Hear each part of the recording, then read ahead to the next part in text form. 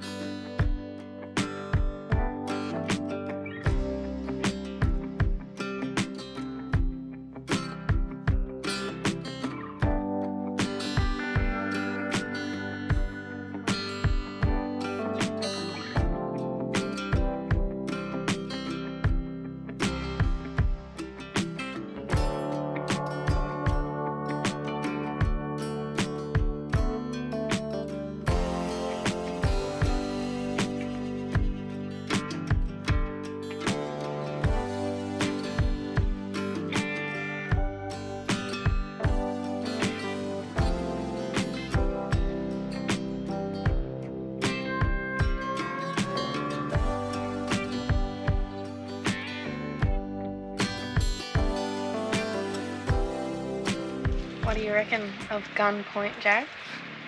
Pretty good, but it's bloody hot. Yeah, it is really hot. The car settle's like 37 or something, so sitting here doing nothing. Yep. But we are going to cook these ribs tonight, aren't we? I'll try at least. What do you think? You can only try. We've got ribs, a little bit of onion, carrot and potatoes with the beer. So that's them done.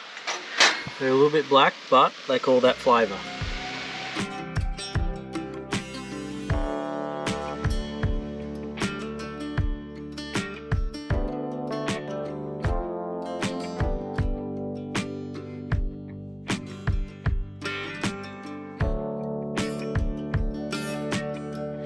So we've just had a nice and relaxing day here today. Not doing much at all, just sitting under the awning and looking at the water. We went for a walk down the beach and making burgers for tea. Jared's over here cooking and getting eaten alive by mozzies. We've got a bit of a cook-up going tonight. It's not going very well, but we're doing burgers. Cooking on the lid of the camp oven. So there it is, but lost a few soldiers, also known as a bit of onion, getting flicked out by the bacon. But they should turn out alright. A little bit of charcoal in there won't hurt you.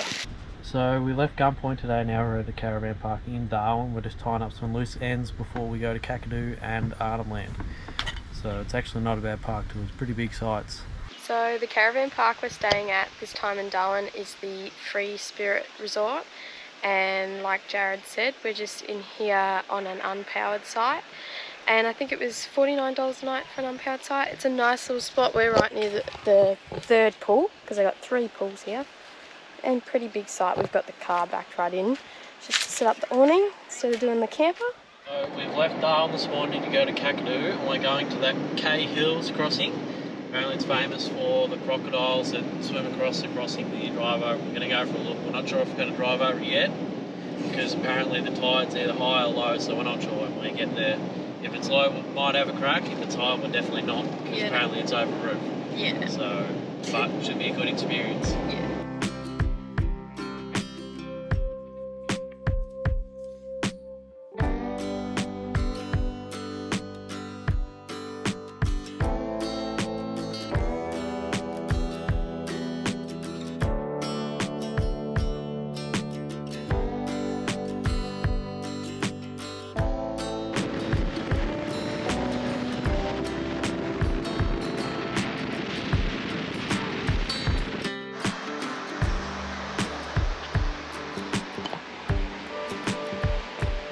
Well, if you can see, they're not logs, they're all crocodiles.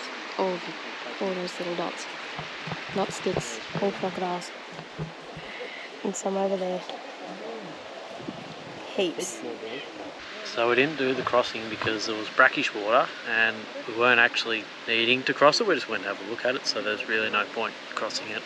We didn't realise it was brackish till we got there.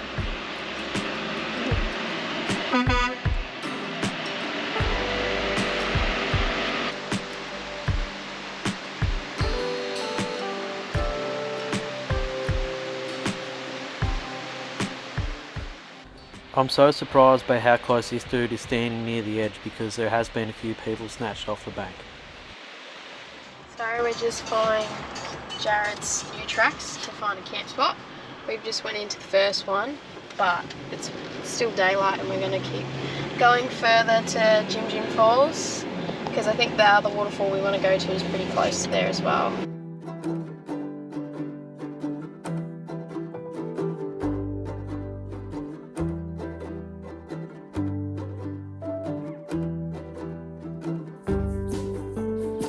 So we're just down at the Sandy Creek campground. We didn't end up staying here because it was pretty full, but we've just gone down to the day use area to have a look at the Billabong kind of thing creek. It's really cool.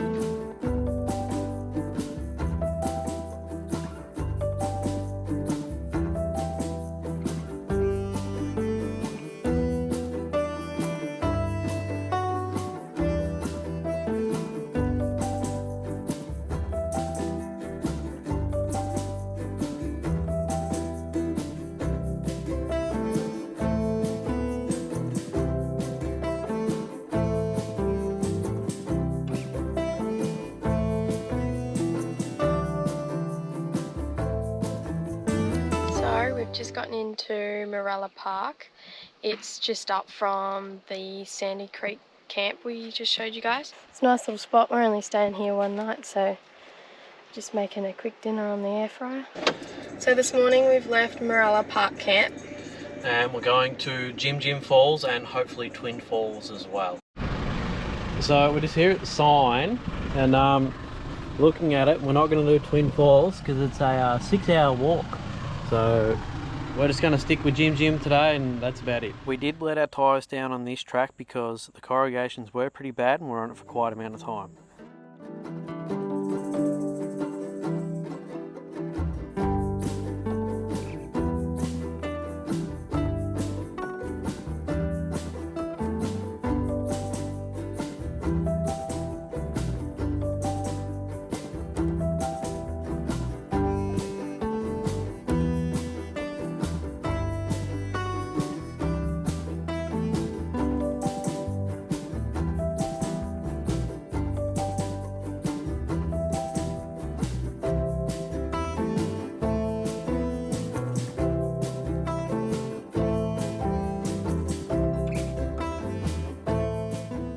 So we've made it to Jim Jim Falls now. It is a 2k return walk. It is a bit of a hectic one because you're pretty well on all fours at the end of it because the rocks are that big.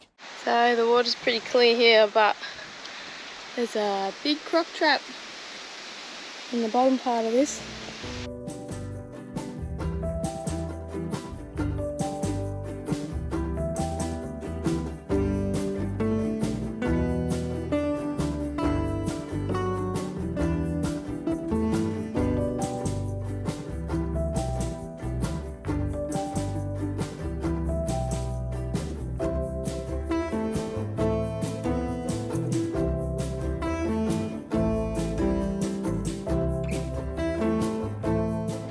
So a overall summary on Jim Jim Falls, actually really good. It's on the colder side of all the falls we've been to so far, but it was still a nice place to go to. It was very steep walking into. We did do it in thongs and a bit of barefoot because we were slipping with our thongs, so shoes are probably a good idea, but it was well worth the walk.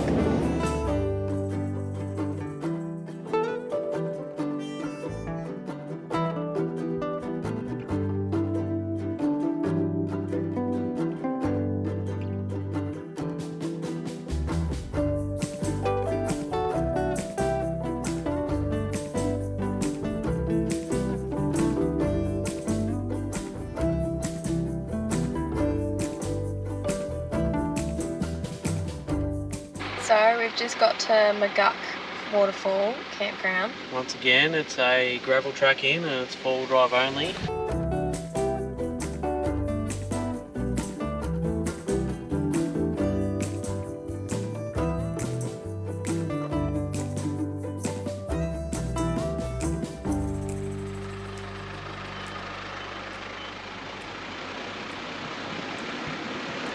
So we've just gotten to McGuck Campground.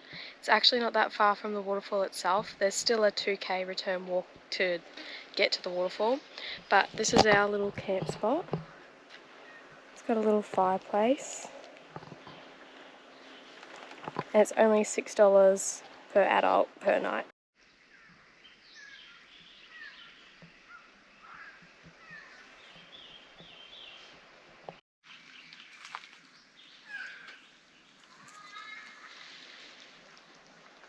So we're here at McGuck Plunge Pool.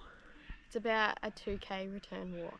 Yeah, and this is the one they pulled the most amount of crocs out of this year so far. It's only opened up 3 days ago, so hopefully we don't get eaten. Yeah.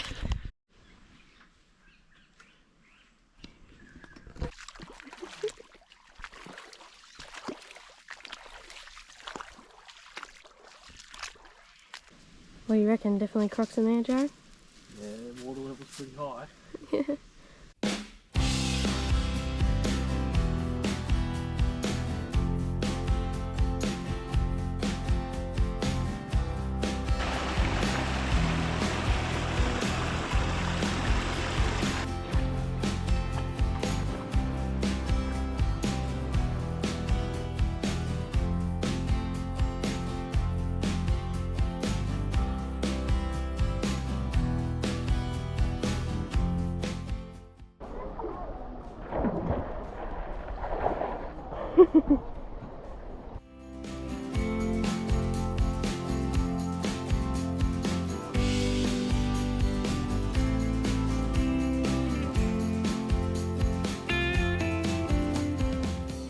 At this point, we're regretting not buying pool noodles after all the waterfalls were done.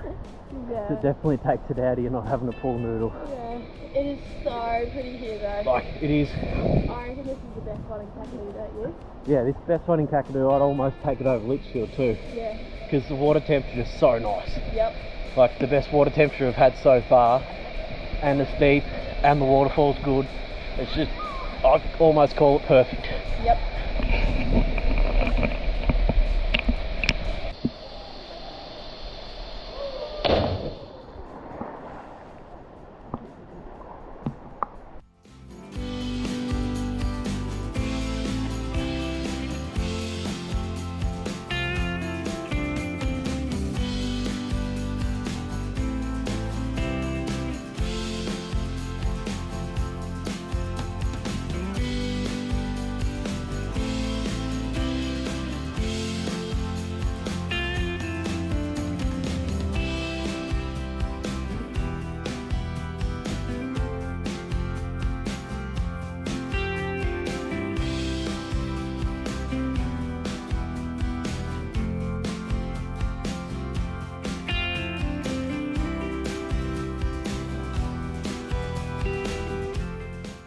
So we are leaving the McGuck Campground now, so that will conclude our time in Kakadu National Park and this episode. Join us next time for our trip to Arnhem Land.